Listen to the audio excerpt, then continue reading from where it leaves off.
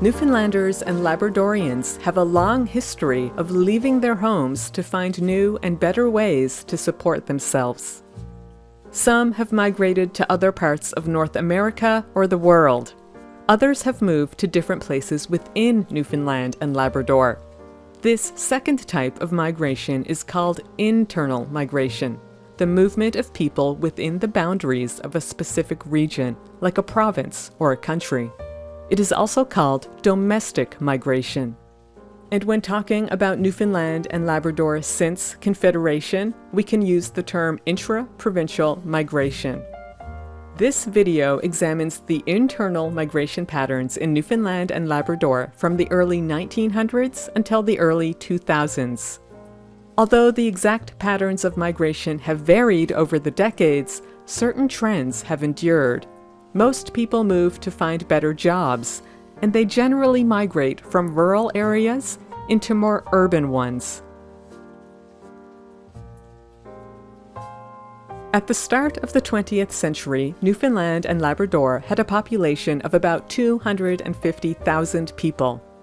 As is the case today, St. John's was by far the largest community. At the time, it had a population of about 32,000.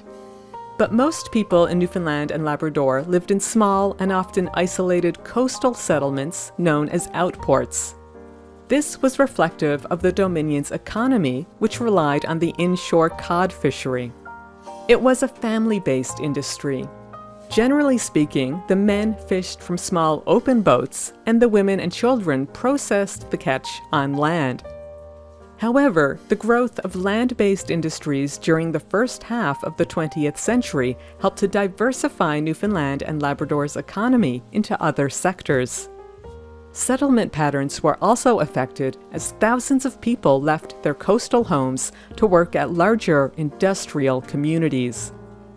The biggest changes occurred in central and western Newfoundland, where new mines and paper mills offered large-scale and often steady employment. For the first time in the Dominion's history, thousands of families migrated from their coastal communities to work and live in the island's interior. The town of Grand Falls came into being almost overnight after a pulp and paper mill opened there in 1909. An uninhabited wilderness at the start of the 20th century, the community was home to 1,600 people by 1911.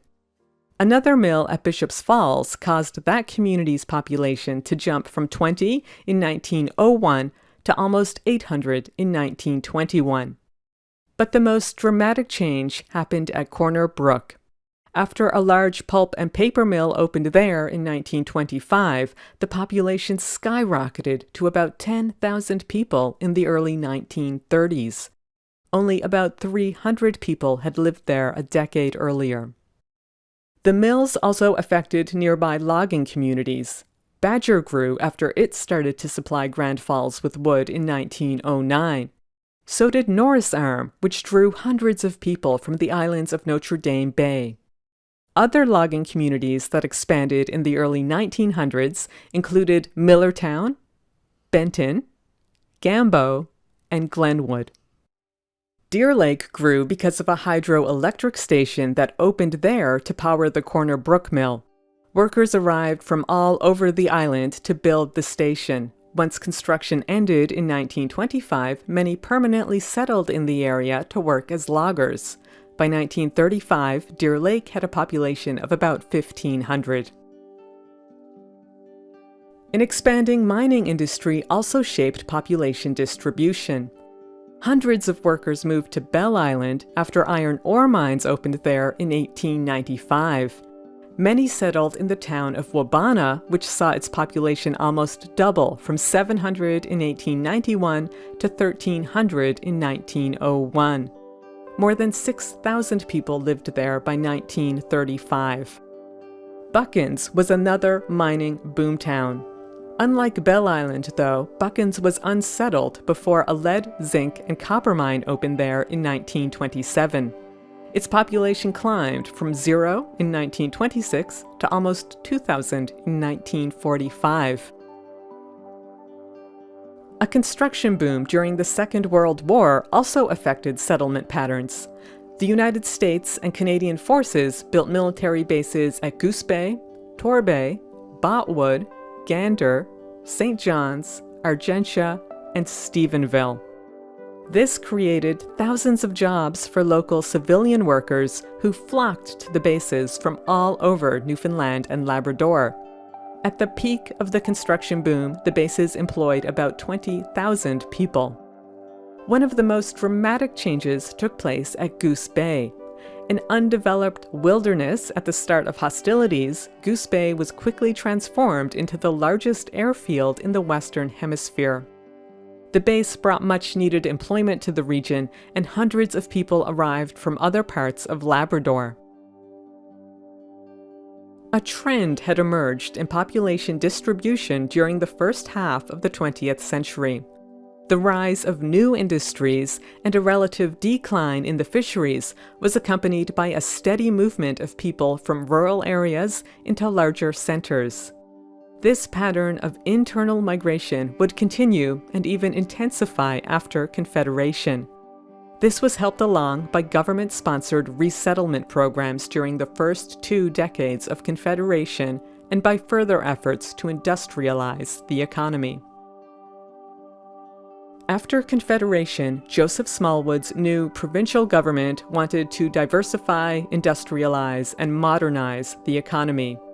It also wanted to raise standards of living, but knew that delivering services to hundreds of small and remote outports would cost a fortune.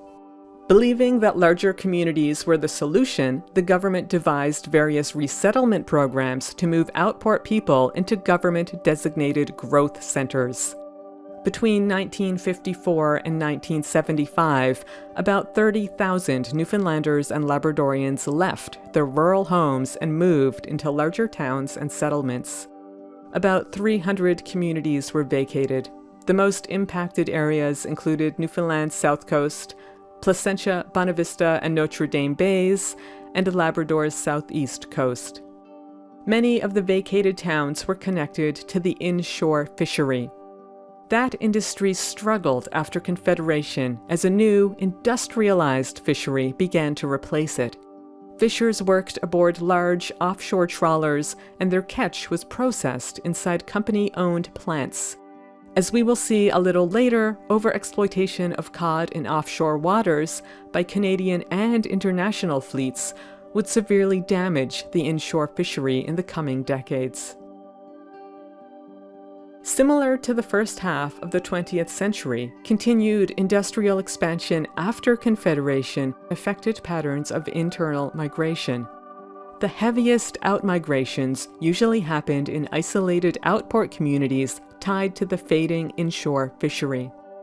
New industrial projects in the 1960s and 70s included a hydroelectric generating plant in Bay d'Espoir, an electric reduction plant in Long Harbour, a linerboard mill in Stephenville, and an oil refinery in Come By Chance. Employment opportunities attracted people from across the province. The government also made each community a growth center under its resettlement program. Labrador's population rose dramatically in the first few decades of Confederation. This was due in large part to new mining operations at Wabush and Labrador City, and to the establishment of a hydroelectric generating station at Churchill Falls. All 3 locations were designated growth centers. The 1990s brought tremendous change to Newfoundland and Labrador. In 1992, a moratorium was placed on the struggling cod fisheries after the once plentiful stocks had dwindled to near extinction. The impact on rural Newfoundland and Labrador was devastating. Fish plants closed, boats remained docked, and 30,000 people were suddenly out of work. At the same time, an oil and gas industry was emerging as a new major employer. It would also influence patterns of internal migration. The Hibernia, Terra Nova, White Rose, and Hebron megaprojects have all employed thousands of Newfoundlanders and Labradorians. But because the oil fields are primarily in the Jeanne d'Arc Basin, almost all job opportunities were on the heavily populated Avalon Peninsula and its isthmus.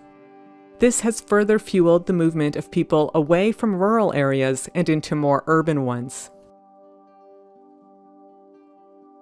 Urbanization has continued in recent years, despite government efforts to revitalize rural regions.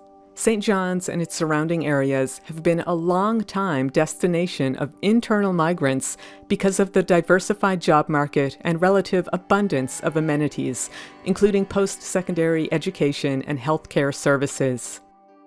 According to Statistics Canada, about 19,000 people moved to the Avalon Peninsula from other parts of the province between 2001 and 2019. Only 2 other regions experienced positive rates of internal migration during that same period. About 1,300 people moved into Division 5, which contains Corner Brook, and about 1,900 moved into Division 6, which contains Grand Falls-Windsor. All other regions experienced negative net intra-provincial migrations during those same years. This corresponds with an overall trend in intra-provincial migration identified by economics professor Dr. Scott Lynch in 2008. Attempts by both levels of government to maintain the population base in rural Newfoundland and Labrador have so far failed. The populations of the urban centers in Newfoundland and Labrador are expanding because individuals are moving to improve their relative economic conditions. Offshore oil development, mineral development, and the agglomeration economies associated with urbanization have created favorable employment conditions in the greater St. John's area and, to a much lesser degree, in the Bay of Islands, White Bay Corner Brook, and central Grand Falls-Windsor regions. In 2015, the State of Rural Canada report pointed out that this pattern of migration is unsustainable. This rapid decline in small rural region populations will eventually impact growth for both urban and large rural areas because over the last 20 years, the population growth in those areas were the result of in-migration from the smaller rural regions. This supply of youth will eventually run out, likely sooner rather than later. The challenge is how to address the issues of growth and chronic decline in rural Newfoundland and Labrador.